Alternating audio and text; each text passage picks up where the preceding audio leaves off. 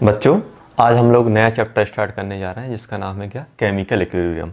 तो chemical equilibrium के बारे में पढ़ने से पहले हम लोग टाइप ऑफ केमिकल रिएक्शन देख लें। चलो पहले हम लोग इक्विलिब्रियम की बात कर लेते हैं। इक्विलिब्रियम होता क्या है? जैसे आप लोगों ने फिजिक्स में पढ़ा होगा कि इक्विलिब्रियम कब होता है। जैसे मान लो कोई भी, आप लोगों ने सिंपल बात की हो, मान लो कोई भी बॉडी है, किसी बॉडी में मान लो यहाँ से अगर आपका मान लो कुछ फोर्स 10 न्यूटन में लग रहा है, अगर मुझे इक्विलिब्रियम में लाना तो यहाँ पर भी क्या करना पड़ेगा, मुझे 10 न्यूटन लगाना पड़ेगा, कुछ इस टाइप का। तो ये बन गया इक्विलिब्रियम। इक्विलिब्रियम मतलब क्या हो कि नेट चेंज जीरो, जितना आपका लेफ्ट साइड से लग रहा है उतना ही राइट साइड से लगना चाहिए। तो उसको हम क्या बोलते हैं, हमारी बॉडी क्या इक्विलिब्रियम में। ऐसे ही अब हम लोग बात करेंगे भाई केमिस्ट्री में इक्विलिब्रियम होता क्या है, या फिर केमिकल इक्विलिब्रियम किसे हम बोलते हैं, उसके बारे में हम लोग बात करने वाले हैं। तो जैसे मान लो ये हमारे पास कोई बॉडी मास एम की बॉडी थी, जितना आपका नेट फोर्स क्या होना चाहिए, जीरो होना चाहिए, उसको हम लोग क्या बोलते हैं, इक्विलिब्रियम कंडीशन बोलते हैं। फिजिक्स में आप लोगों ने पढ़ा होगा। ऐसे ही अगर हम बात करें केमिस्ट्री में इक्विलिब्रियम क्या होगा, तो उसकी हम लोग बात करने वाले हैं। तो इक्विलिब्रियम पढ़ने से पहले हम लोग टाइप ऑफ रिएक्शन की बात कर लेते हैं। तो यहाँ पे हमारे पास क्या होता है बच्चों, दो टाइप की रिएक्शन होती हैं, एक रिवर्सिबल और एक इर्रिवर्सिबल। रिवर्सिबल रिएक्शन मतलब क्या होता है कि जैसे मान लो हमारे पास ए है, मान लो गैसियस फॉर्म में है, तो रिवर्सिबल रिएक्शन को हम किस, दो एरो, ये वाला एरो क्या बता रहा है कि ए किस में कन्वर्ट हो रहा है, हमारा बी में।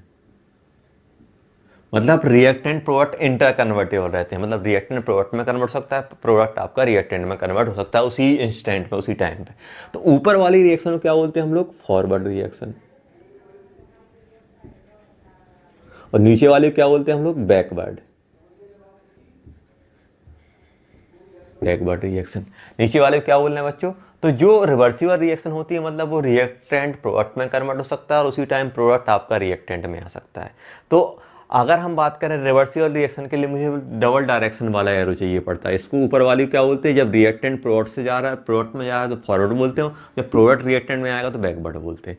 ऐसे ही अगर हम इर्रिवर्सिबल की बात करें, इर्रिवर्सिबल मतलब क्या हो कि एक बार अगर हमारा रिएक्टेंट प्रोडक्ट में कन्वर्ट होगा तो उस प्रोडक्ट को हम रिएक्टेंट में कन्वर्ट नहीं कर पाएंगे। तो इसको क्या बोलते हैं, जैसे मान लो आपने लिख दिया यहाँ पे x gas convert into by gas, तो ये सिंगल एलो से रिप्रेजेंट होता है। इसका मतलब क्या है बच्चों कि एक बार रिएक्टेंट प्रोडक्ट में कन्वर्ट हो गया, फिर प्रोडक्ट आपका रिएक्टेंट में नहीं आ पाएगा। जैसे हम लोग बात करें फॉर एग्जांपल, जैसे मान लो आपने ले लिया N2 gas plus H2 gas, तो ये किस में कन्वर्ट हो जाएगा बच्चों, हमारा NH3 में। बैलेंस नहीं है, बैलेंस आप कर लेना, यहाँ पे 3 कर लो, यहाँ पे 2 कर लो, ये गैस। तो ये क्या रिवर्सिबल, इसका मतलब क्या है कि नाइट्रोजन और हाइड्रोजन मिलकर क्या कर रहे हैं, अमोनिया फॉर्म कर रहे हैं, और जैसे ही अमोनिया फॉर्म हो रहा है तो कुछ अमोनिया आपका किस में कन्वर्ट हो जा रहा है, वापस H2 और N2 में। तो ये इसको आप फॉरवर्ड बोल दोगे बच्चे, सो क्या बोलोगे आप, बैकवर्ड। आया समझ में? तो ये हमें क्या बता रहा है कि कुछ हमारा रिएक्टेंट मतलब नाइट्रोजन और हाइड्रोजन मिलके किस में कन्वर्ट हो रहा है, अमोनिया में, और जैसे ही अमोनिया फॉर्म हो रहा है तो कुछ मान लो कुछ मोल आपके, मान लो कुछ मोल आपके कन्वर्ट हुए, तो उन्हीं में से कुछ मोल क्या होगा आपका, ये अमोनिया वापस से N2 और H2 में बन जाएगा। जब ये वापस आपका अमोनिया N2 और H2 में जाएगा तो उसे हम क्या बोलते हैं, बैकवर्ड रिएक्शन। जब ये नाइट्रोजन और हाइड्रोजन कंबाइन हो रहे हैं तो उसे क्या बोलते हैं हम लोग, फॉरवर्ड रिएक्शन। तो रिवर्सिबल रिएक्शन को हम लोग डबल एरो, एक फॉरवर्ड और एक बैकवर्ड से, मतलब क्या होता है रिवर्सिबल, मतलब कि आप जैसे रिएक्टेंट प्रोडक्ट में कन्वर्ट हो रहा है उसी टाइम आपका प्रोडक्ट रिएक्टेंट में भी कन्वर्ट हो सकता है। तो ये क्या हो गया हमारे पास, रिवर्सिबल रिएक्शन। और इर्रिवर्सिबल की बात करें तो एग्जांपल अगर हम लोग लेते हैं, जैसे मान लो कार्बन है और O2 रिएक्ट कर गए, तो ये क्या बन जाएगा, CO2। तो ये रिवर्सिबल नहीं होता है। कार्बन और O2 आपके रिएक्ट करेगा तो ये CO2 बन गया। CO2 को आप फर्दर उसमें इस कंडीशन, आप, मैं ये नहीं बोल रहा हूँ कि आप अगर एक्सट्रीम कंडीशन अप्लाई कर दोगे तो ये भी वापस उसमें चला जाएगा, लेकिन नॉर्मल कंडीशन जो एक्सपेरिमेंटल कंडीशन है उसमें आपका क्या होगा, CO2 कभी कार्बन और O2 में कन्वर्ट नहीं हो पाएगा। तो ये क्या हो गया हमारे पास जो नेचर में होते, इसको आप इर्रिवर्सिबल रिएक्शन बोलोगे, मतलब सिंगल हेडेड एरो से रिवर्सिबल रिएक्शन रिप्रेजेंट की जाती है, और डबल हेडेड फॉरवर्ड और बैकवर्ड से क्या होती है हमारे पास, रिवर्सिबल रिएक्शन। तो यहां पे एक नोट बना के लिखना,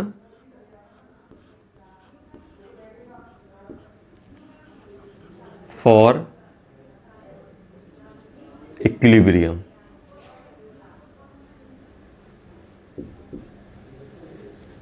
रिवर्सिबल रिएक्शंस आर रिक्वायर्ड। तो आप केमिकल इक्विलिब्रियम की बात करोगे तो इक्विलिब्रियम के लिए हमें किस टाइप की रिएक्शन चाहिए पड़ती है, किस टाइप की रिएक्शन चाहिए पड़ती है बच्चों हमारे लिए, रिवर्सिबल। जैसे रिवर्सिबल क्यों चाहिए पड़ती हैं, अब वो भी मैं आपको बता रहा हूँ कि एक्चुअली जैसे हम लोगों ने अभी फिजिक्स में फील लिया कि भाई ये इक्विलिब्रियम कंडीशन है कि जितना हमारा फॉरवर्ड हमारा रिएक्टेंट प्रोडक्ट में जा रहा है उतना ही हमारा प्रोडक्ट किस में आएगा, रिएक्टेंट में आएगा। तो अब देखो जैसे मान लो फॉर एग्जांपल, अगर हम लोग एग्जांपल की बात करें बच्चों,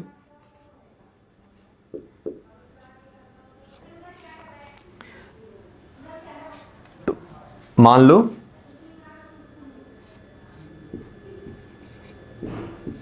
ए गैस हमारा बी गैस में कन्वर्ट हुआ, तो यहां पे मान लो T इक्वस टू 0 पे मान लो ये हमारे पास A मोल है, A मोल है और ये अभी 0 है। अब रिएक्शन हमारी बढ़ती जा रही है। देखो रिएक्शन हमारी क्या हो रही है बच्चों, रिएक्शन क्या हो रही है, यहाँ पे T इक्वस टू मान लो 1 सेकेंड पे मान लो ये आपका हो गया -1 हो गया, तो ये कितना बन जाएगा, 1 बन जाएगा। अब T इक्वस टू 2 सेकेंड पे आप गए, आपने देखा कि A-2 हो गया, तो ये कितना बन जाएगा, 2 मोल बन जाएगा। आप T इक्वस टू 3 सेकेंड पे गए, तब भी ये A-2 था और ये 2 था, ध्यान देना ये हमारे पास। अब आप T इक्वस टू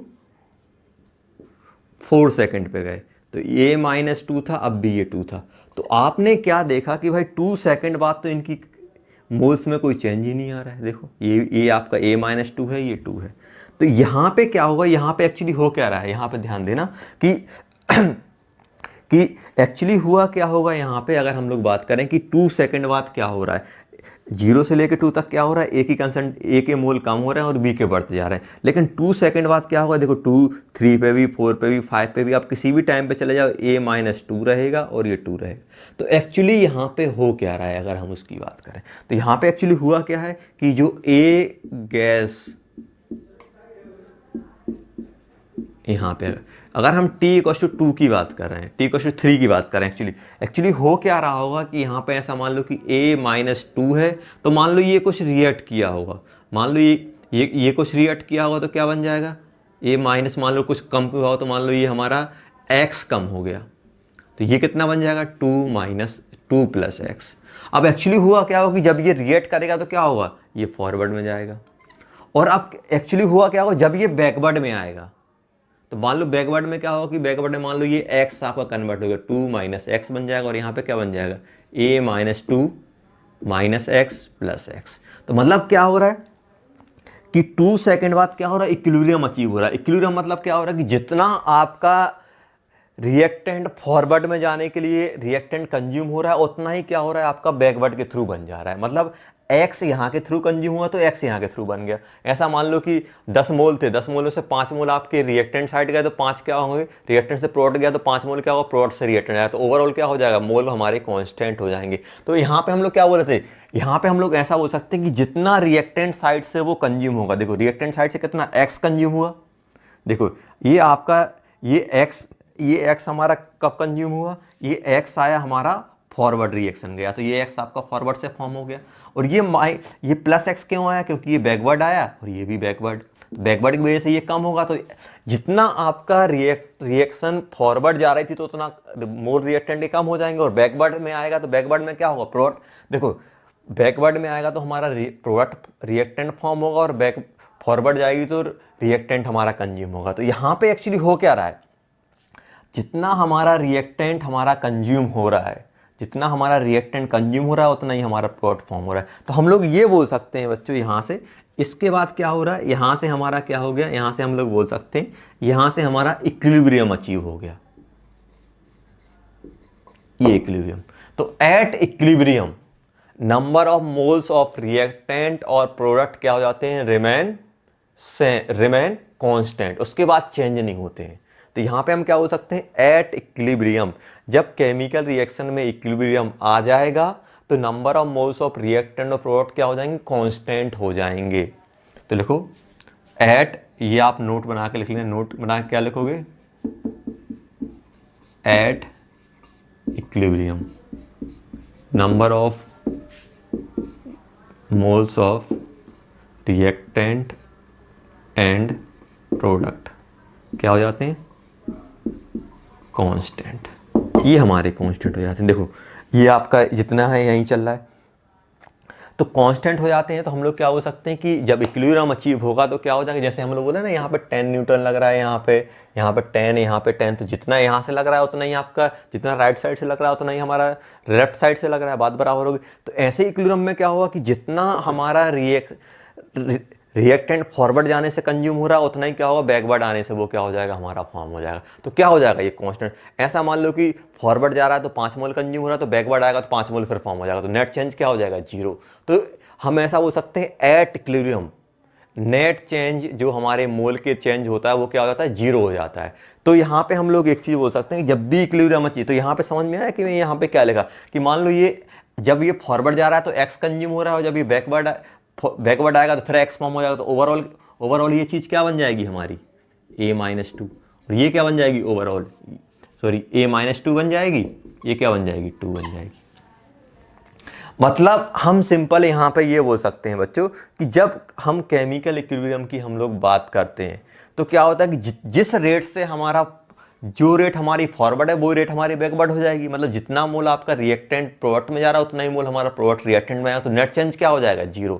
तो यहाँ पे हम लोग क्या बोल सकते हैं, at equilibrium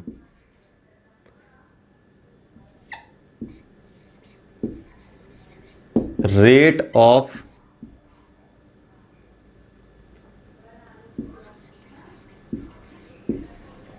forward reaction equal to क्या हो सकते हैं हम लोग, रेट ऑफ बैकवर्ड रिएक्शन। तो ये आप पॉइंट डाल लेना, एट इक्विलिब्रियम जिस रेट से, जैसे हम बोल रहे हैं जिस रेट से मान लो हमारा 5 मोल पर सेकंड ये आपका कंज्यूम हो रहा, तो 5 मोल पर सेकंड क्या हो जाएगा हमारा, ये फॉर्म होने लगेगा। तो नेट रेट क्या हो जाएगी वहां पे, नेट रेट क्या हो जाएगी, हम 0 बोल सकते हैं। और rate of forward equal to rate of backward, जितना आपका कंज्यूम होगा उतना ही फॉर्म होगा। तो ये हमेशा याद रखना है, जब भी इक्विलिब्रियम अचीव होता है तो रेट ऑफ रिएक्शन फॉरवर्ड और रेट ऑफ बैकवर्ड रिएक्शन क्या होती है हमारी बच्चों, बराबर हो जाती हैं। तो ये आप नोट कर लो, किस टाइप से हम लोग बात करेंगे। जब भी हमारे पास इक्विलिब्रियम अचीव होगा तो रेट ऑफ फॉरवर्ड मतलब किस रेट से वो फॉरवर्ड जा रहा है, मतलब 1 सेकंड में जितने मोल आपके कंज्यूम होंगे फॉरवर्ड से उतने ही क्या हो जाएगा, बैकवर्ड से हमारा फॉर्म हो जाएगा। तो रेट क्या हो जाती है, बराबर। अगर रेट बराबर नहीं है तो इक्विलिब्रियम अचीव नहीं होगा। देखो यहाँ पे क्या हो रहा है, यहाँ पे अगर हम इनिशियल की बात करें तो इनिशियल क्या है, इसके मोल 0, तो बैकवर्ड तो हमारी रिएक्शन हो ही नहीं रही होगी क्योंकि इसके मोल है ही नहीं है, सिर्फ फॉरवर्ड हो रही होगी। तो इनिशियल में क्या रहेगा, फॉरवर्ड रिएक्शन हमारी ज़्यादा रहेगी, बैकवर्ड 0 है। तो अगर हम इसके ग्राफ बनाने की कोशिश करें, जैसे अगर हम लोग ग्राफ की बात करें तो यहाँ पे अगर हम बात करें, यहाँ पे हम लोग टाइम ले लेते हैं, यहाँ पे लिख लेते हैं हम लोग रेट ऑफ रिएक्शन, नॉर्मल हम लोग बात करें रेट ऑफ रिएक्शन। तो रेट ऑफ रिएक्शन में एक्चुअली होगा क्या बच्चों, आप खुद सोचो कि यहाँ पे क्या हो रहा है कि इनिशियली रेट कौन सी रहेगी, फॉरवर्ड, बैकवर्ड तो 0 रहेगी। तो ये फॉरवर्ड क्या होगा, ऐसी कुछ रहेगी, ये क्या बन जाएगी, रेट ऑफ फॉरवर्ड रिएक्शन।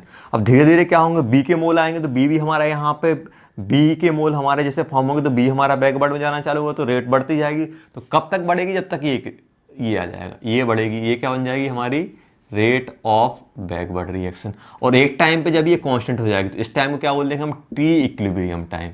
तो ये क्या हो जाएगी, at equilibrium rate of forward equals to rate of backward. तो इसके बाद ये सीधी हो जाएगी, दोनों बराबर हो जाएंगे। तो ये इक्विलिब्रियम, इस टाइम के बाद मान लो यहाँ पे आपका ये 0 सेकंड है, ये 1 सेकंड हो गया, ये 2 सेकंड हो गया, 3 सेकंड, 4 सेकंड। इसके बाद देखो दोनों बराबर होंगे, तो मतलब उसने इक्विलिब्रियम अचीव कर लिया। तो आप ऐसे खुद सोचो कि जब तक दोनों फोर्स बराबर नहीं होंगे, दोनों फोर्स मान लो लेफ्ट और राइट वाला फोर्स बराबर नहीं होता, तब तक इक्विलिब्रियम अचीव नहीं होगा फिजिक्स की अगर हम बात करें। ऐसे ही केमिस्ट्री में जब रेट ऑफ फॉरवर्ड जितना यहाँ से आपका कंज्यूम हो रहा है उतना ही हमारा बैकवर्ड से फॉर्म हो जाए, तो दोनों रेट जब बराबर हो जाएंगी तब हमारा इक्विलिब्रियम, तभी क्या हो जाएगी, जो हमारे रिएक्टेंट और प्रोडक्ट की क्या हो जाएंगी, कंसंट्रेशन या फिर नंबर ऑफ मोल्स क्या हो जाएंगे बच्चों, कांस्टेंट हो जाएंगे। इक्विलिब्रियम अचीव होने के बाद नंबर ऑफ मोल्स या फिर कंसंट्रेशन हमारी चेंज नहीं होती है। चेंज क्यों नहीं होती है, क्योंकि जितना हमारा फॉरवर्ड में रिएक्शन जाती है उतनी हमारी बैकवर्ड में। अब दो चीज़ आपसे पूछ सकते हैं कि ये आपका जो इक्विलिब्रियम है वो स्टैटिक है या डायनामिक। स्टैटिक मतलब रिएक्शन रुक गई है और डायनामिक मतलब रिएक्शन चल रही है। तो हम लोग क्या हो सकते हैं, तो यहाँ पे आप एक और नोट बना के लिखना,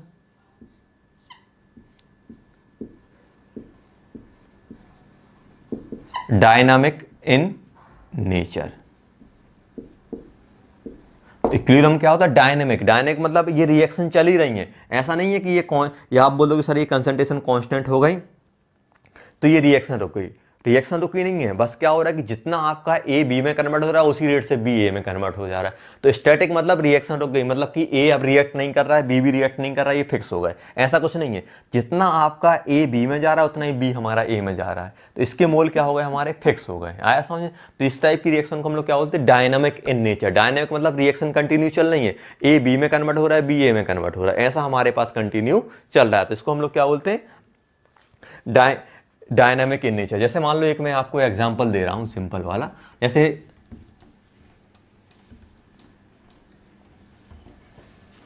मान लो ये कुछ हाईवे है हमारे पास, ये हाईवे बना हुआ है, यहां से गाड़ियां जा रही हैं और यहां से गाड़ियां आ रही। मान लो यहां पे कुछ एक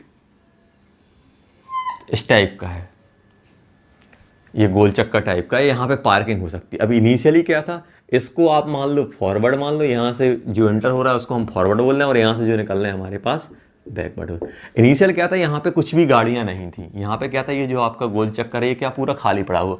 यहाँ से क्या हो रहा है, ये जो हमारे पास ये जो बना देता हूँ,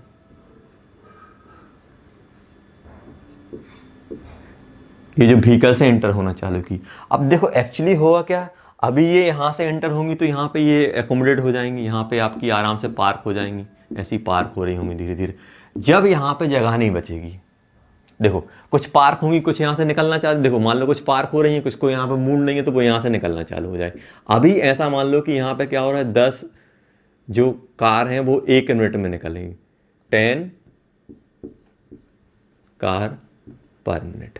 और यहाँ पे आपने देखा कि भाई 1 कार पर मिनट निकल रही है, क्या दोनों बराबर हैं? यहाँ से 10 जा रही है, 1 निकल रही है, क्या ये आपके बराबर है रेट? नहीं है बराबर। अब धीरे धीरे क्या होगा, जैसे जैसे टाइम बढ़ता जाएगा, तो आपने देखा कि अभी क्या था, ये 10 हो रही थी, ऐसे ऐसे जा रही थी, कभी 10 9 कभी 9। आपने ऐसे देखा कि एक टाइम बाद क्या होगा, यहाँ से जगह कम होती जाए तो यहाँ से एंट्री भी कम होगी। आपने ऐसा देखा कि 5 कार एंटर हो रही हैं और 5 कार आपकी बाहर निकल रही हैं। तो अब देखो 5 यहाँ से एंटर होंगी, 5 बाहर निकल जाएंगे, तो यहाँ पे क्या हो जाएंगे, ये फिक्स हो जाएंगे जितनी कार रहेंगी। तो यहाँ पे रेट जो आपकी है, 5 कार पर मिनट एंटर हो रही हैं और 5 कार पर मिनट बाहर निकल रही हैं। तो जितनी अंदर हो रही हैं उतनी हमारी बाहर निकल रही हैं। तो यहाँ पे क्या होगा, रेट बराबर। तो आप क्या बोल दोगे कि अब यहाँ पे इक्विलिब्रियम आ गया, क्योंकि जितनी अब यहाँ पे जो कार हो जाएंगी वो क्या हो जाएंगी, हमारी कांस्टेंट, क्योंकि जितनी अंदर आ रही हैं उतनी हमारी बाहर निकल रही हैं। तो हम लोग सिंपल ये बोल सकते हैं कि अब यहाँ पे क्या हो जाएगा बच्चों, इक्विलिब्रियम अचीव हो जाएगा। कि मान लो यहाँ पे आपकी 100 कार हैं तो 100 कार ही रहेंगी, क्योंकि आप बोलोगे नहीं सर 5 एंटर की, तो मैं क्या बोलता हूँ 5 बाहर निकल गई। अब आपसे बोल रहा हूँ कि ऐसी 5 एंटर कर रही है, 5 बाहर निकल रही है, 5 एंटर कर रही है, 5 बाहर निकल रही है, तो क्या ये डायनामिक है या स्टैटिक? स्टैटिक कब होता कि आप इसको बंद ही कर देते, तो अब ये कार 100 कार के 100 रह जाती, ना अंदर जाती ना बाहर निकलती। लेकिन इसमें हो क्या रहा है, ये डायनेमिक नेचर है। डायनेमिक नेचर मतलब क्या हो गया कि जितनी कार हमारी एंटर की उतनी ही बाहर निकल गई। तो ऐसे ही केमिकल रिएक्शन में होता है कि इनिशियली क्या था, हमारा बी कुछ नहीं था, बी हमारा धीरे धीरे फॉर्म करना चालू हुआ और फिर हमारा ए में कन्वर्ट होना है। और एक टाइम बाद क्या होगा कि धीरे धीरे क्या होगा, हमारा रेट ऑफ फॉरवर्ड थोड़ी कम हो जाएगी, क्योंकि इसके मोल्स कम हो जाएंगे, रिएक्ट करेगा, और बी के मोल्स क्या होंगे, बढ़ेंगे, तो रेट बढ़ती जाएगी। और एक टाइम बाद क्या हो जाएगा, दोनों बराबर। जैसे स्टार्टिंग में हम लोगों ने क्या बात की थी, स्टार्टिंग में हमने देखा था यहाँ पे कि यहाँ पे कितना था हमारे पास, 10 कार पर मिनट आ रही थी। और यहाँ पे स्टार्टिंग में क्या था, t=0 की बात करें स्टार्टिंग में, और यहाँ पे t=0 में क्या था बच्चे, 0 कार पर मिनट, क्योंकि कोई कार धीरे धीरे क्या हो गया, ये 10 कार से कहाँ पहुँच गया, कम होते होते 5 पहुँच गया, और ये बढ़ते बढ़ते 5 आ गया, 0 से 5 आ गया। तो एक टाइम बाद क्या होगा, दोनों की रेट बराबर हो गई। अब जैसे ही दोनों की रेट बराबर हुई तो जितनी एंटर, अब ये कांस्टेंट हो गया, जितनी कार हमारी एंटर कर रही है उतनी बाहर निकल रही, तो यहाँ पे कार हमारी फिक्स हो गई, मतलब नंबर ऑफ कार फिक्स। ऐसे ही यहाँ पे होता है रिएक्शन में कि धीरे धीरे क्या हो रहा है, ए आपका रिएक्ट करना चालू किया, बी फॉर्म हुआ, बी की मोल है, कंसंट्रेशन बढ़ेगी, तो बी हमारा फिर से बैकवर्ड में आएगा, तो क्या हो जाएगा, हमारी फिर से ये रिएक्शन बी कम होने लगेगा, ये थोड़ा बढ़ने लगा। एक टाइम बाद क्या हो जाएगा, दोनों की रेट जितना ए कंज्यूम हो रहा फॉरवर्ड से जितना कंज्यूम होगा उतना ही बैकवर्ड से वो फॉर्म हो जाएगा, तो इनकी कंसंट्रेशन क्या हो जाएंगी, फिक्स हो जाएंगी। और जैसे ही इनकी कंसंट्रेशन फिक्स होंगी तो आप क्या बोल दो कि इक्विलिब्रियम अचीव कर लिया।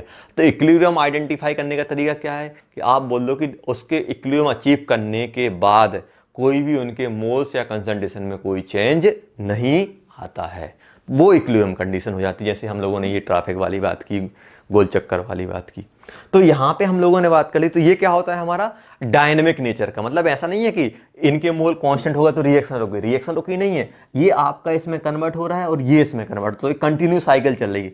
जितना यहां से ये इतना कन्वर्ट होगा उसी रेट से हमारा ये बैकवर्ड में हमारा चला जाएगा। तो इक्विलिब्रियम में तो ये कांस्टेंट क्यों है, क्योंकि रेट बराबर है, जिस रेट से फॉरवर्ड में जा रहा है उसी रेट से हमारा बैकवर्ड में आ रहा है। तो rate of forward equals to rate of backward, ये आप याद रखना। और ये क्या होता है, डायनेमिक इन नेचर। ये हो गया हमारे पास। तो एक पॉइंट हमारे पास ये आ गया कि रिवर्सिबल रिएक्शन की रिक्वायरमेंट होती है।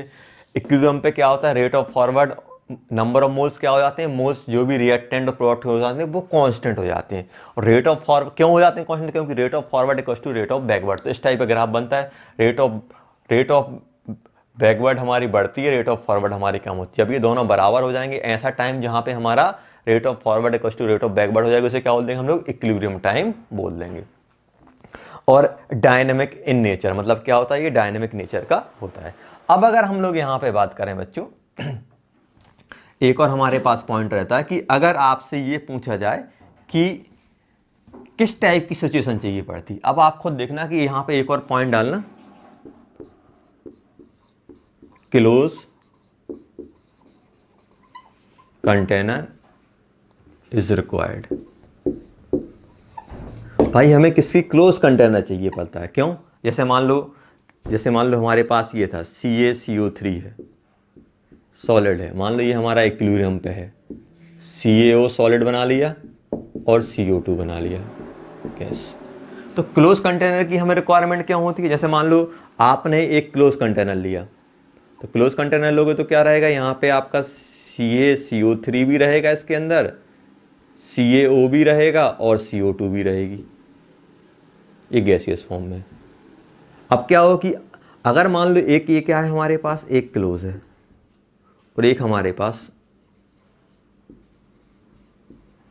ओपन है, एक क्लोज है और एक हमारे पास ओपन है। तो ओपन में क्या हुआ कि इसके अंदर CaO तो रहेगा क्योंकि ये सॉलिड में है, CaCO2 भी रहेगा ये सॉलिड में, लेकिन CO2 गैस क्या हो जाएगी, बाहर निकल जाएगी।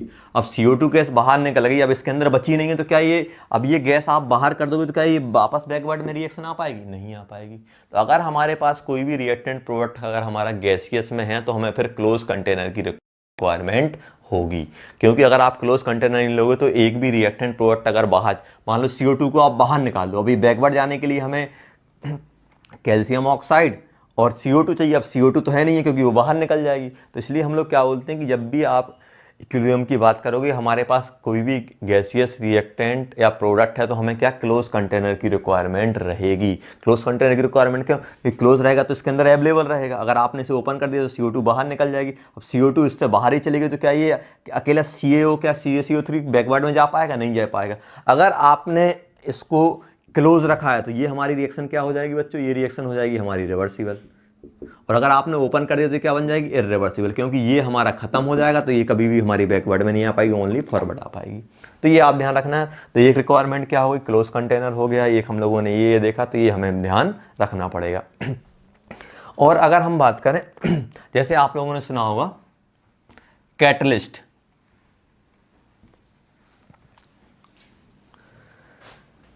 कैटलिस्ट की बात करें तो लिख लेना आप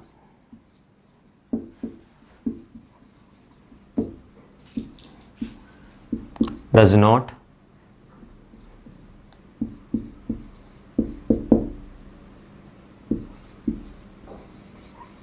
affect the equilibrium, doesn't affect the equilibrium। तो कैसे लिखोगे, कैसे आप बोलो, आप लोगों ने सुना होगा कैटलिस्ट का काम क्या होता है, कैटलिस्ट क्या करता है, रेट ऑफ रिएक्शन बढ़ा देता है, रेट ऑफ रिएक्शन बढ़ा देता है। जैसे मान लो कि अभी क्या था, जैसे मान लो यहाँ पे कैटलिस्ट क्या होगा, जैसे मान लो यहाँ पे गाड़ी एंटर कर रही है, ट्रैफिक लग रहा है, तो ट्रैफिक क्लियर करने के लिए एक पुलिसमैन चाहिए पड़ता है ना। वैसे यहाँ पे कैटलिस्ट क्या करता है, ट्रैफिक को जल्दी जल्दी क्लियर करता जाएगा, और ट्रैफिक को जल्दी जल्दी क्लियर करेगा तो यहाँ पे क्या होगा कि जल्दी जल्दी कार अंदर जाएंगी। ऐसे ही यहाँ पे क्या होता है, कैटलिस्ट का काम यही होता है। कैटलिस्ट का काम क्या होता है कि वो रेट ऑफ रिएक्शन बढ़ाता है। अब रेट ऑफ रिएक्शन बढ़ानी है तो क्या करता है, वो फॉरवर्ड को भी बढ़ाता है और बैकवर्ड को भी। जैसे मान लो यहाँ पे जाम लग रहा है तो जो पुलिस वाला रहेगा वो यहाँ पर भी आपका, यहाँ पर भी ट्रैफिक मैन यहाँ पर भी काम करेगा, वो यहाँ पर भी काम करेगा, मतलब दोनों साइड सेम टाइप का काम करेगा वो। तो यहाँ पे कैटलिस्ट क्या करता है, जैसे मान लो कि अभी रेट हमारी, मान लो कि ये जो इक्विलिब्रियम था, जैसे मान लो हमारे पास, तो यहाँ पे अभी नोट बना के लिखवाएंगे। तो जैसे मान लो ए और बी है, ए आपका बी में कन्वर्ट हो रहा है।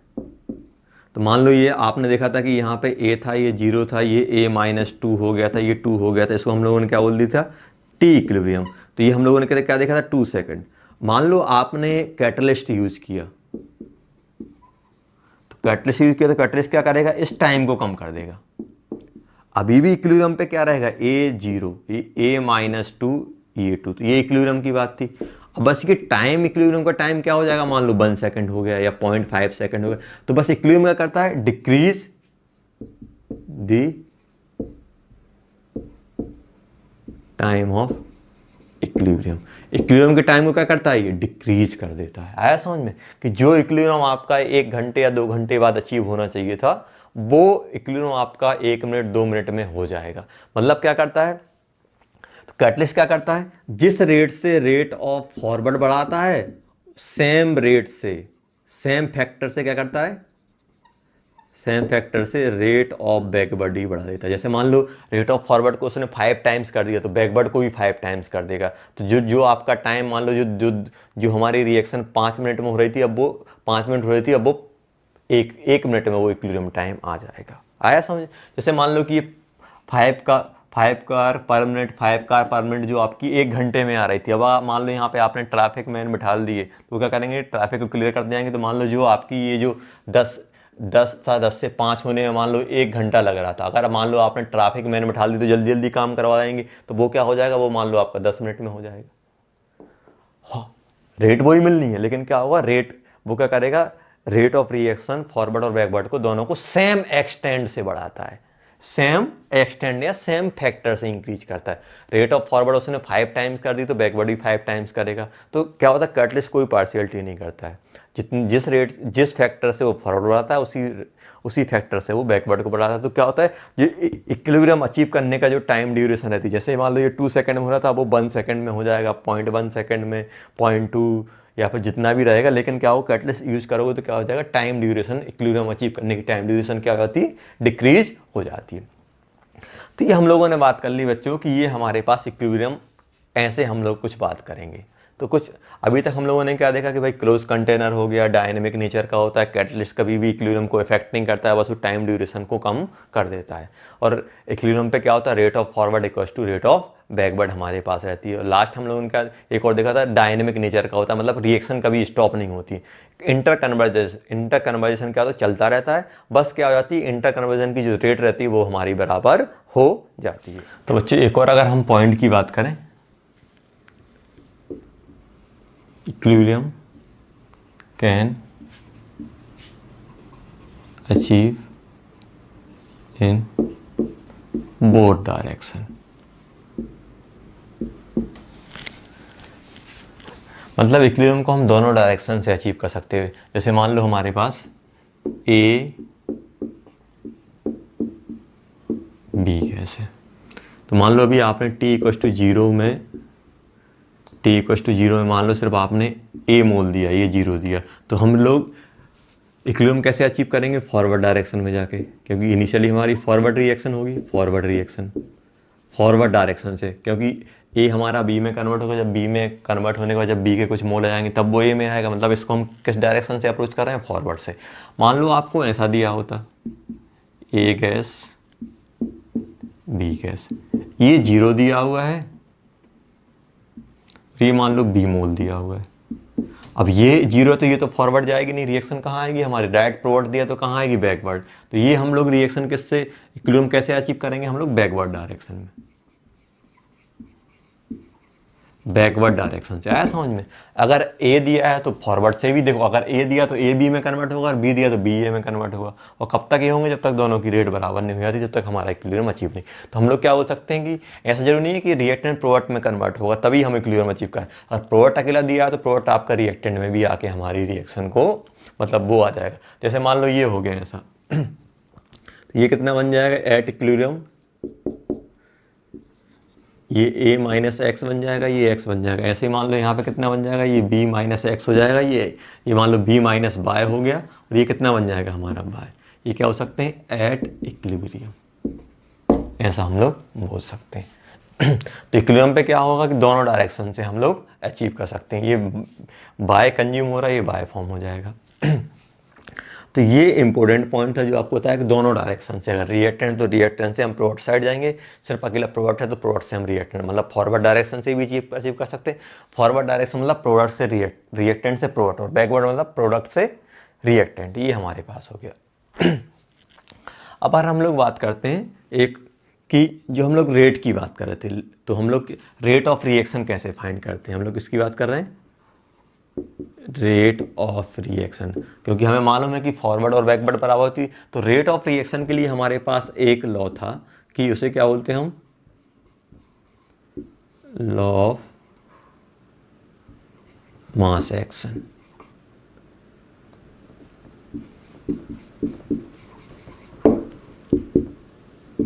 उसमें उन्होंने सिंपल बोला था कि जो भी हमारे पास मान लो कोई केमिकल रिएक्शन है, A B gas, C gas, D gas, तो rate of forward reaction directly proportional. अगर मान लो मुझे फॉरवर्ड रिएक्शन की रेट लिखनी है तो फॉरवर्ड के लिए हमारे पास रिएक्टेंट कौन से हैं, ए और बी, तो directly proportional to concentration of A और पावर स्टोइकोमेट्रिक कोएफिशिएंट, और बी स्टोइकोमेट्रिक। मतलब क्या करना था कि लॉ ऑफ मास एक्शन क्या बोलता है कि भाई जो भी आपको रेट निकालनी है, तो मान लो आपको रेट ऑफ फॉरवर्ड निकालनी, तो फॉरवर्ड के रिएक्टेंट कौन, फॉरवर्ड में कौन कंज्यूम हो रहा, ए और बी, तो ए की कंसंट्रेशन और उसकी पावर स्टोइकोमेट्रिक कोएफिशिएंट लगा दो। ऐसी बी की अगर और इनटू बी, तो ये हमारे रिएक्टेंट हो गए। मान लो आपसे ऐसे पूछा जाए कि रेट ऑफ रिएक्शन, यहां पे आपसे पूछा जाए रेट ऑफ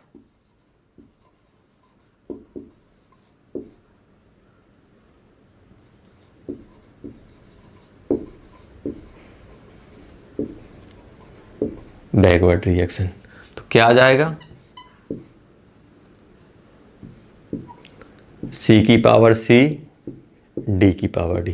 क्योंकि बैकवर्ड के लिए प्रोडक्ट की तरह कौन काम करेगा, देखो फॉरवर्ड जाएगी तो ए और बी प्रोडक्ट की तरह रिएक्टेंट की तरह काम करेंगे, और अगर बैकवर्ड रिएक्शन आएगी, अगर रिएक्शन बैकवर्ड आएगी, सी और डी हमारे कंज्यूम है, तो सी की पावर सी, डी की पावर डी। तो सिंपल हमें ध्यान रखना है कि rate of law of mass action क्या था कि हमें जो भी रेट निकालनी है, जो भी उसमें रिएक्टेंट जो भी कंज्यूम हो रहा है, उनके मोल, उनकी कंसंट्रेशन लिख दो। ये क्या है, कंसंट्रेशन और उनके स्टोइकोमेट्रिक कोएफिशिएंट। मान लो यहाँ 1 है तो 1 लगा दो, 2 है तो 2 लगा दो, 3 है तो 3 लगा दो, ये हमारे पास रहता है। तो ये आप याद रखना। अब यहाँ पे अगर हम लोग बात करें, अब अगर मैं यहाँ पे प्रोपोर्शनल कांस्टेंट हटाता हूँ, तो यहाँ पे अगर मैं प्रोपोर्शनल साइन लाता हूँ, तो यहाँ पे क्या बनेगा, देखो अगर इसको मैं सॉल्व करके लिखता हूँ, तो rate of forward equal to क्या बन जाएगा, के एफ ए की पावर ए, बी की पावर बी। ऐसी रेट ऑफ बैकवर्ड क्या बन जाएगा, के बी यहाँ पे क्या बनेगा, सी की पावर सी, डी की पावर डी। ये आ गया। अब यहाँ पे ध्यान रखो के एफ क्या है, rate constant for forward reaction, और के बी क्या है, रेट कांस्टेंट फॉर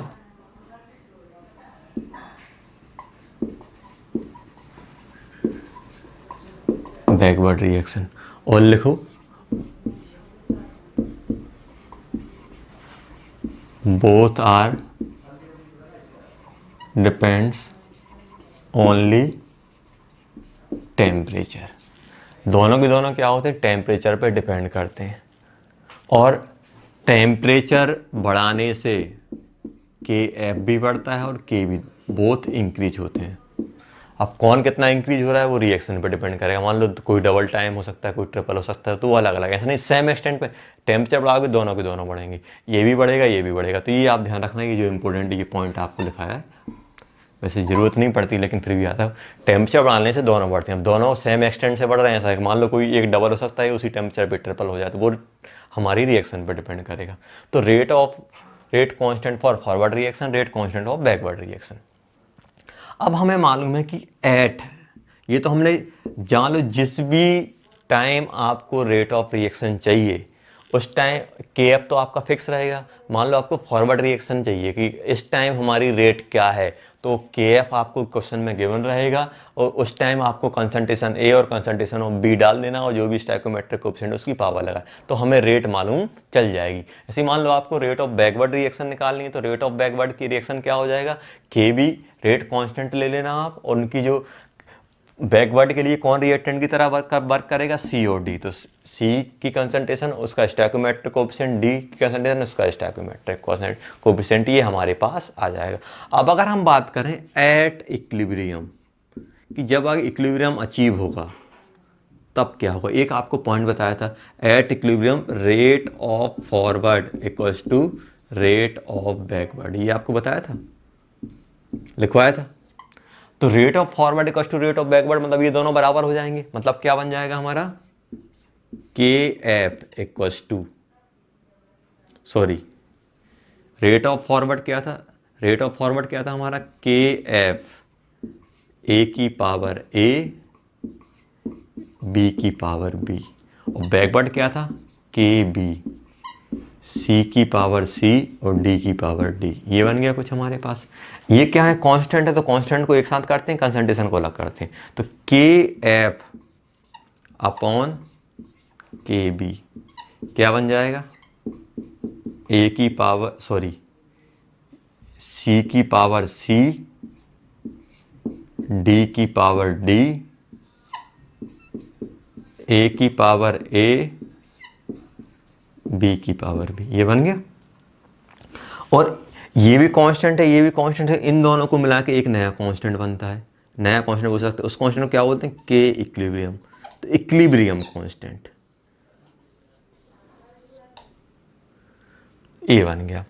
तो यहाँ पे हम लोग बोल सकते हैं एक्चुअली बच्चों, यहाँ पे अगर हम लिखें तो ये क्या बन रहा है, तो ये इक्विलिब्रियम है, तो हम लोग यहाँ पे ले सकते हैं कंसंट इक्विलिब्रियम कंसंट्रेशन, यहाँ पे इक्विलिब्रियम लिख देता हूँ ऐसा कुछ, तो अच्छी फील आएगी। तो इक्विलिब्रियम पे आप कंसंट्रेशन डाल दो,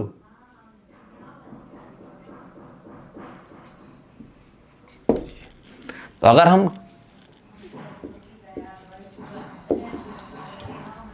क्या हो सकते हैं, इक्विलिब्रियम कांस्टेंट हो सकते हैं। के एफ क्या बन जाएगा, rate constant for forward reaction. K B क्या बन जाएगा बच्चों, rate constant for backward reaction.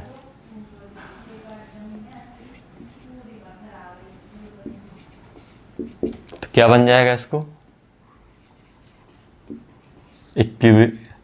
Concentration of C at equilibrium. जब इक्विलिब्रियम अचीव हो जाएगा ये डाल दो, ये डी क्या बन जाएगा, concentration of D at equilibrium.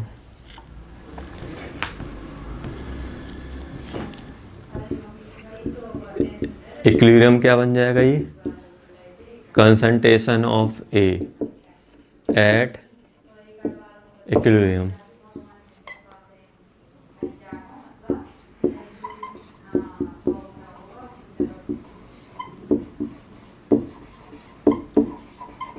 At equilibrium आ गया समझ में बच्चों? तो ये हमारे पास एक concentration of A, concentration of B, concentration, ये सब हमें इक्विलिब्रियम पे डालना है। अब जैसे मान लो एक,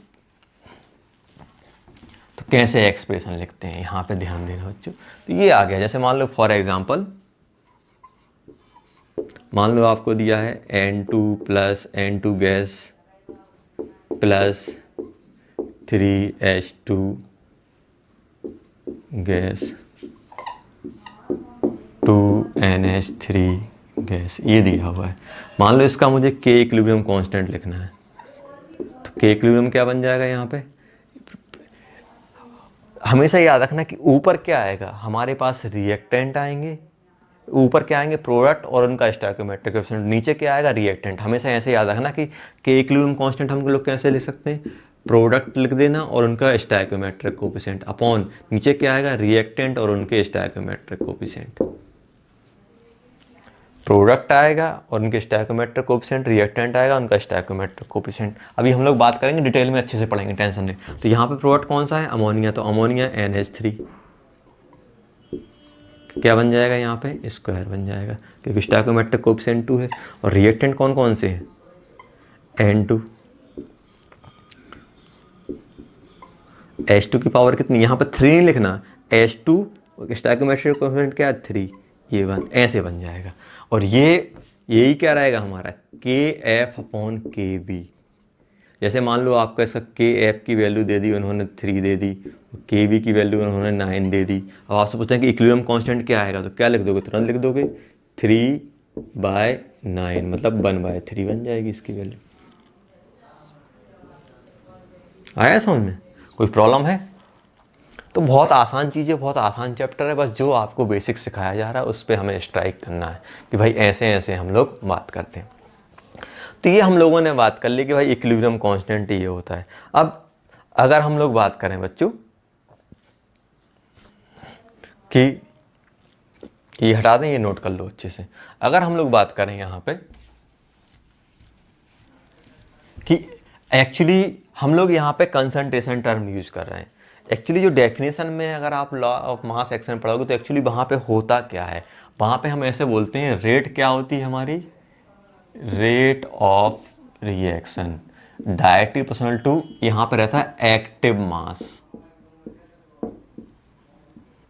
active mass into power of stoichiometric coefficient, ये होता है एक्टिव मास। जितने भी जो भी आपके रिएक्टेंट की तरह बात कर रहे हैं उनको हम एक्टिव मास मतलब क्या होता है, जो टाइम के साथ आपका चेंज हो रहा है। तो इतनी हमें डिटेल में नहीं पढ़ना, बस एक्टिव मास में आप ध्यान रखना कि एक्टिव मास में कौन कौन सी टर्म आती है। एक आपकी कंसंट्रेशन मतलब मोलरिटी हम लोग लेंगे, और एक हम लोग प्रेशर लेंगे, दो हम लोग एक्टिव मास में लेते हैं। इस टाइम के साथ मोल कंज्यूम होंगे तो क्या हो जाएगा, प्रेशर चेंज होगा। एक्टिव मास मतलब जो टाइम के साथ चेंज हो रहा है। जैसे कंसंट्रेशन है, मान लो जैसे आपका 5 लीटर का सॉल्यूशन है, 5 लीटर में अभी 1 मोल डिजॉल्व था, धीरे रिएक्ट कर गया तो 0.1 मोल से 0.9 हो गया, 0.8 हो गया, 0.7 हो गया, तो धीरे धीरे क्या हो रहा है, वो चेंज हो रहा है, तो वो एक्टिव मास में वो काउंट हो। तो बस आप ये याद रखना कि एक्टिव मास में आप कंसंट्रेशन मतलब मोल पर लीटर आप लोगे, और प्रेशर, दो चीज़ हम लोग काउंट करते हैं, ये हमारा टाइम के साथ चेंज होती है। तो आप समझ जाए कि एक्टिव मास में आप कौन कौन सा, तो नॉर्मल अगर वेट दिया तो वेट आपका एक्टिव मास में नहीं आएगा, सिर्फ मोल बाय वॉल्यूम एक्टिव मास में आते हैं और प्रेशर आता है। तो ये आप ध्यान रखना। तो यहाँ पे क्या हो गया, जैसे मान लो कोई सी भी तो हम एक कंसंट्रेशन के टर्म में ले सकते हैं, एक हम प्रेशर के टर्म में ले सकते हैं। तो यहाँ पे अगर हम लोग बात करें टाइप ऑफ इक्विलिब्रियम, तो हम लोग किसकी बात करने वाले हैं बच्चों, नेक्स्ट हम बात कर देते हैं टाइप ऑफ इक्विलिब्रियम। देखो टाइप ऑफ इक्विलिब्रियम की बात करें तो अगर हम रिएक्शन की बात करें तो हमारे पास दो टाइप के रहते हैं। अगर हम लोग रिएक्शन के अकॉर्डिंग कि अगर हम लोग बात करें तो एक होता है हमारे पास टाइप ऑफ के इक्विलिब्रियम की बात करें, टाइप ऑफ इक्विलिब्रियम कांस्टेंट की बात नहीं कर रहा हूं, टाइप ऑफ इक्विलिब्रियम। तो एक तो था हमारे पास केमिकल इक्विलिब्रियम। तो केमिकल इक्विलिब्रियम में क्या होती है हमारी केमिकल रिएक्शन, क्या होती है बच्चों, केमिकल रिएक्शन। तो केमिकल रिएक्शन मतलब जैसे ए है आपका ए किस में कन्वर्ट हो गया, बी में कन्वर्ट। तो ये इसको क्या बोलेंगे हम लोग, केमिकल इक्विलिब्रियम। एक होता है हमारे पास फिजिकल इक्विलिब्रियम। फिजिकल इक्विलिब्रियम में क्या होता है, ओनली फेज चेंज। क्या होता है बच्चों, only phase change. Phase change मतलब स्टेट चेंज हो रही होगी। जैसे मान लो H2O, कोई केमिकल दी, H2O लिक्विड था, किसके साथ इक्विलिब्रियम में, H2O वेपर के साथ, गैस के साथ है। या फिर H2O आपका लिक्विड किसके साथ इक्विलिब्रियम में, H2O सॉलिड, मान लो आपका H2O लिक्विड के साथ। तो ये सब क्या होता है कि जहाँ पे फिजिकल चेंज आ रहा है, कोई केमिकल रिएक्शन है वो फिजिकल इक्विलिब्रियम में, और जहाँ पे केमिकल रिएक्शन हो रही है वो क्या बन जाएगा हमारा, केमिकल इक्विलिब्रियम। तो ज़्यादा टेंशन लेनी नहीं है, बहुत आसान चीज़ रहती है। तो ये टाइप ऑफ इक्विलिब्रियम की बात कर ली, फिजिकल इक्विलिब्रियम और केमिकल इक्विलिब्रियम। तो जैसे कोई भी हमारा रिएक्टेंट प्रोडक्ट अगर हमारे वो कंपाउंड अगर हमारे रिएक्ट करे कुछ अदर कंपाउंड या मॉलिक्यूल में कन्वर्ट हो रहे हैं तो क्या बन जाएगा, वो केमिकल इक्विलिब्रियम। और सेम का सेम है, सिर्फ फेस चेंज हो रहा है, मतलब स्टेट चेंज हो रही है, तो क्या बन जाएगा वो हमारा फिजिकल इक्विलिब्रियम। तो डेफिनेशन से हमें आराम से मालूम चल रहा है। अब अगर हम बात करें टाइप ऑफ के इक्विलिब्रियम, इक्विलिब्रियम कांस्टेंट कितने टाइप के रहते हैं, तो एक रहता है हमारे पास, एक Kc होता है, एक होता है हमारा Kp होता है, एक हमारा होता है बच्चों Kx होता है, एक होता है हमारे पास Kx Kpc। तो बहुत आसान है, बहुत आसान है इन सब चीज़ों को निकालना। Kc Kp Kx क्या होते हैं। Kc मतलब क्या बोल सकते हैं आप, Kc की अगर हम बात करें,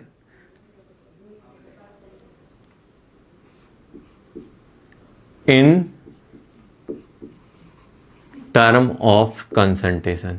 कंसंट्रेशन मतलब मोलरिटी के टर्म में लिख दो तो Kc बनेगा। जैसे मान लो हमारे पास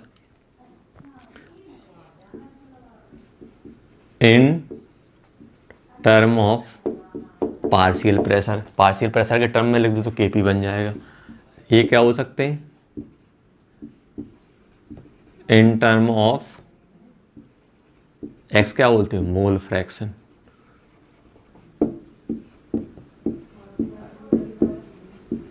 in term of pressure and concentration. C मतलब क्या हो गया, कंसंट्रेशन, Kc।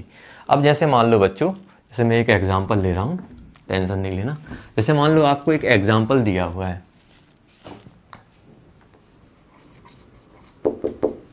मान लो हमारे पास A गैस A दिया हुआ है,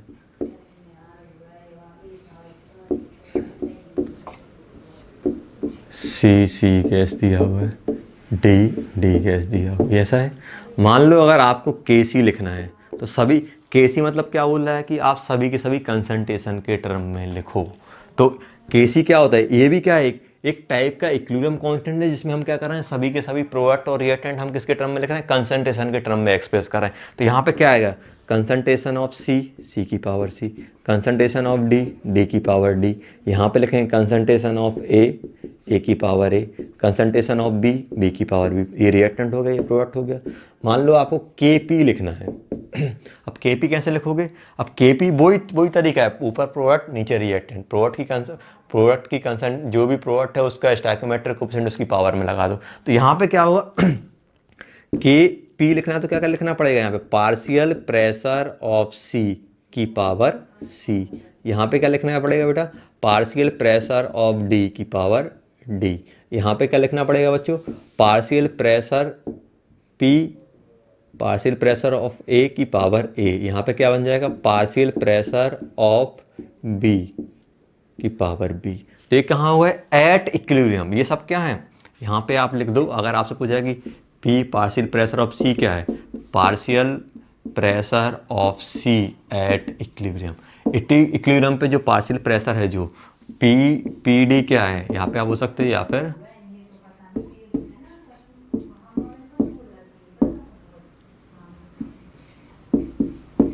एट इक्विलिब्रियम आ गया। पार्शियल प्रेशर ऑफ A तो क्या बन जाएगा, partial pressure of A at equilibrium. P B. तो क्या बन जाएगा यहाँ पे, partial pressure of B at equilibrium. सब इक्विलिब्रियम पे हमें लिखना है। आ गया समझ में। मान लो आपको के एक्स लिखना है, तो यहाँ पे क्या लिखोगे, एक्स सी की पावर सी। तो मोल फ्रैक्शन ऑफ सी की power C, mole fraction of D की पावर डी। तो ये कहाँ आएंगे, ये सब इक्विलिब्रियम पे आएंगे बच्चों। कहाँ पे, इक्विलिब्रियम पे जो मोल फ्रैक्शन, अपॉन एक्स ए की पावर ए इक्विलिब्रियम, एक्स बी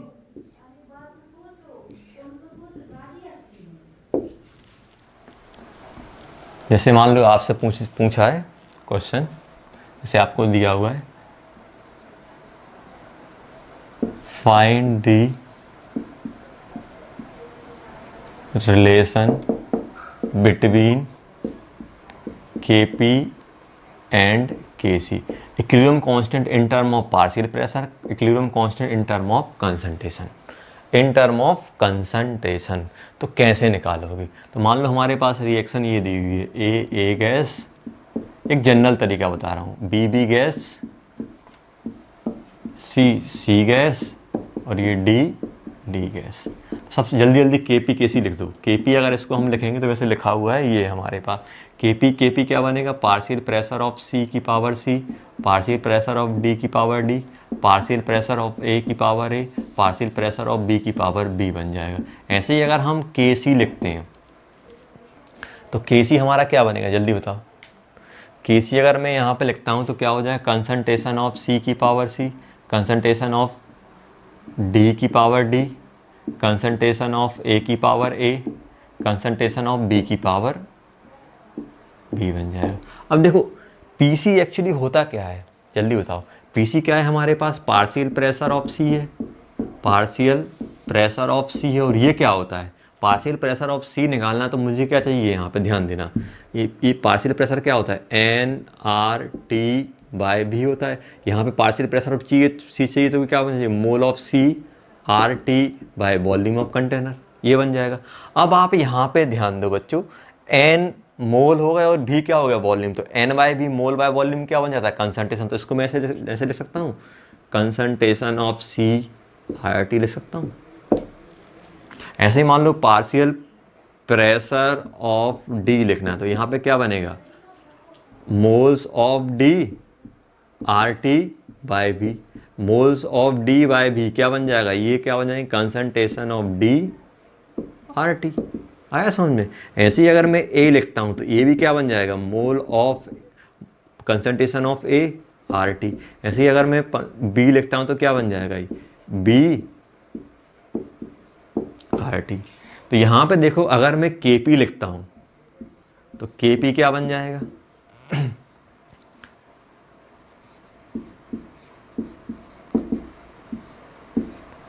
की पावर C।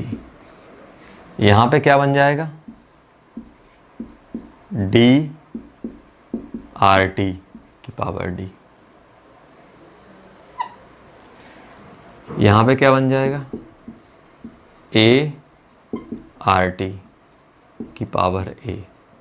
यहाँ पे क्या बन जाएगा, B RT की पावर B बन जाएगा। अब देखो ये ऐसा बन जाएगा, ये आप वैल्यू इसमें छाड़ दो Kp की में। अब देखो यहाँ पे तो ये क्या बन जाएगा बच्चों, यहाँ पे अगर मैं लिख रहा हूँ तो ये बन जाएगा कंसंट्रेशन ऑफ C की पावर C, यहाँ पे D भी बाहर निकाल लेता हूँ, कंसंट्रेशन ऑफ D की पावर D अपॉन A की पावर A B की पावर B इनटू, ये बता यहाँ पे अगर हम RT लिख रहे हैं तो RT में क्या होगा, C प्लस D और A, तो यहाँ पे C प्लस D आएगा और माइनस क्या बन जाएगा, माइनस में आएगा बच्चों यहाँ पे, या C प्लस D और अपॉन में क्या बनेगा, RT A प्लस B बन जाएगा। तो इसको मैं ऐसा लिख सकता हूँ यहाँ पे, तो Kp हमारे पास आ जाएगा, ये वैल्यू क्या बन गई, ये वैल्यू बन गई हमारी Kc, तो ये बन जाएगा Kc। और RT की पावर क्या बनेगी बच्चों यहाँ पे, RT मतलब क्या बन जाएगा, C plus D minus A plus B। अब ध्यान देना यहाँ पे, ये जो मैं बताने वाला हूँ इसको हम लोग कैसे करेंगे। तो ये हमें जो एक्सप्रेशन निकल रहा है ये हमें ध्यान रखना है। तो यहाँ पे अगर हम लोग बात करें तो ये क्या बन जाएगा हमारे पास, के पी इक्वल टू क्या बन जाएगा, के सी, उसको क्या बोलेंगे, आर टी की पावर डेल्टा एन जी। देखो यहाँ पे डेल्टा एन जी क्या होता है, summation of stoichiometric coefficient of product, कौन से, गैस वाले प्रोडक्ट जितना भी समेशन है। देखो इसका समेशन क्या है, C plus D minus summation of stoichiometric coefficient of reactant, कौन से वाले, गैसियस वाले, जो गैस में। देखो तो ये क्या बन गया, सी प्लस डी माइनस ये क्या बन गया, ए प्लस बी। इसी को हमने क्या बोल दिया, delta N G. Delta N G आ गया समझ में।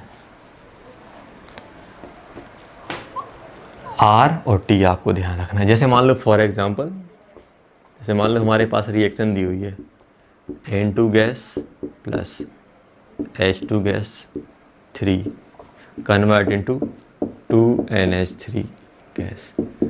इसमें Kp से Kc में रिलेशन बना, तो Kp इक्वल टू Kc क्या बनेगा, RT। RT कितना आएगा, 2 - 1 + 3, तो कितना बन जाएगा, Kp equal to Kc RT की पावर -2। आ गया पहला वाला, ये रिलेशन आ गया। सेकंड मान लो आपको दिया हुआ है बच्चों 2HI कन्वर्ट इनटू H2, ये गैस दिया हुआ है। देखो इनकी स्टेट लिखा होना जरूरी रहता है इक्विलिब्रियम में। हम लोग बात करें क्यों स्टेट लिखी होना जरूरी रहती। जैसे इसमें मान लो Kp इक्वल टू क्या बन जाएगा, Kc RT की पावर क्या आएगी, RT की पावर हमारी क्या आने वाली है, जल्दी बताओ। तो RT की पावर हमारी आ जाएगी 1 + 1 -2, तो कितना होगा, ये 0 बन गया। 0 मतलब क्या बन जाएगा, Kp इक्वल टू Kc। अब ध्यान देना बच्चों, ध्यान देना यहाँ पे एक चीज़ में इंपॉर्टेंट पॉइंट बता, Kp इक्वल टू Kc कब हो सकता है, Kp इक्वल टू Kc कब हो सकता है, जल्दी बताओ। Kp इक्वल टू Kc कब हो सकता है, हमारे पास क्या था, ये था ना Kp equal to Kc। Kp equal to Kc, तो हमारे पास क्या है, Kp इक्वल टू क्या है बच्चों, Kc RT delta N G. देखो दो चीज़ें हो सकती हैं इसको बराबर करनी है, तो ये वाली टर्म क्या बन जाए, ये वाली टर्म हमारी 1 बन जाए, तब ये बराबर आएगा, आएगा कि नहीं आएगा।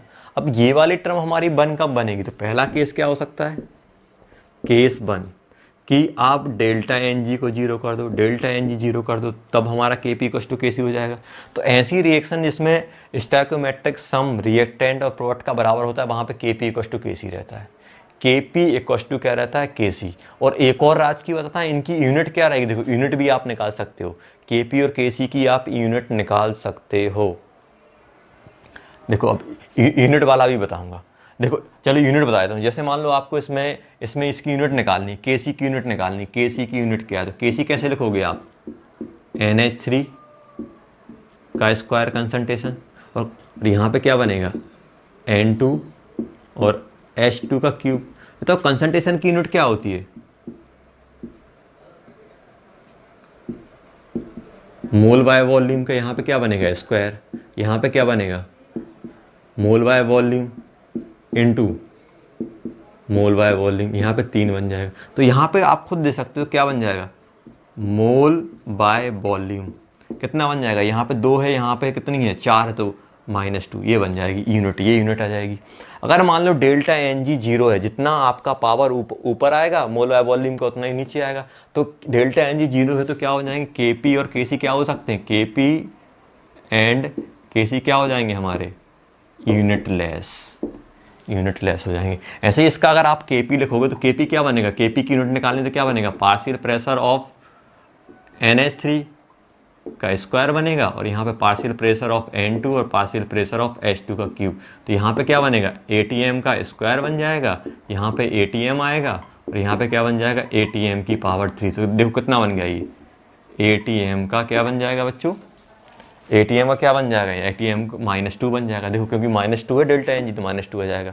और अगर ये ऊपर नीचे वाली पावर, जितना पावर ऊपर आती उतनी पावर नीचे आती, तो ATM क्या होता है, 0, क्योंकि दिस माइनस दिस करते, तो यहाँ पे मान लो 2 होता, यहाँ पर भी 2 होता, तो ATM की पावर 0, तो मतलब 0। अगर डेल्टा एन जी 0 है तो KP KC यूनिटलेस रहेंगे। अगर सिंपल यूनिट निकालनी तो आप आराम से निकाल सकते हो। जैसे देखो इसमें यूनिट लेस आएगा, यहाँ पे आपका ATM आएगा, यहाँ पर भी ATM आएगा, और नीचे ATM का स्क्वायर, तो ATM कैंसिल, तो यूनिट लेस। एक केस तो हमारे पास ये हो गया कि कब हम KP = KC कर सकते हैं, जब डेल्टा एन जी 0। और सेकंड केस क्या हो सकता है, इफ RT = क्या हो जाए, 1 हो जाए। 1 पे आप किसकी भी पावर लगा दो 1 ही रहेगा, मतलब टेम्परेचर क्या हो जाए, 1/R। और R की वैल्यू क्या होती है, 1/12, तो अप्रॉक्सीमेट क्या हो सकता हूँ मैं, 12 केल्विन के आसपास। अगर मान लो डेल्टा एन जी अगर हमारा 0 नहीं है, देखो delta N G is not a, कुछ भी इन दोनों में से कोई भी एक केस हो जाए तो हमारा क्या हो जाएगा, ये KP = KC हमारे पास आ जाएगा। मतलब इक्विलिब्रियम कांस्टेंट ऑफ प्रेशर और कंसंट्रेशन कब बराबर हो सकते हैं, एक तो इसको आप 0 कर दो या फिर RT, तो 12 केल्विन के आसपास हमारा, ऐसा हम लोग बोल सकते हैं ये बराबर हो जाएगा। अब अगर हम बच्चों यहाँ पे बात करें कि ये तो हम लोगों ने देख लिया कि इस टाइप से KP और KC में हमारे पास ये रिलेशन होता है। यूनिट हम लोग कैसे निकालेंगे, तो ऊपर आप जो कंसंट्रेशन टर्म, जो पावर बन रही है ऊपर लिख लो, नीचे लिख लो, जो सॉल्व करने के बाद जो नेट पावर बच रही है उससे हम यूनिट निकाल लेंगे, चाहे वो प्रेशर वाली हो, चाहे वो हमारी कंसंट्रेशन वाली हो। तो ये तो हमारे पास हो गया। नेक्स्ट हम लोग बात करते हैं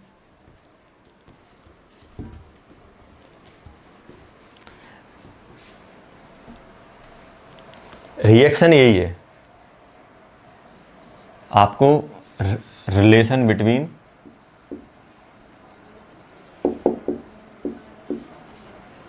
फर्स्ट KP एंड KX के, सेकंड KC एंड KX, ये आपको होमवर्क में करनी है।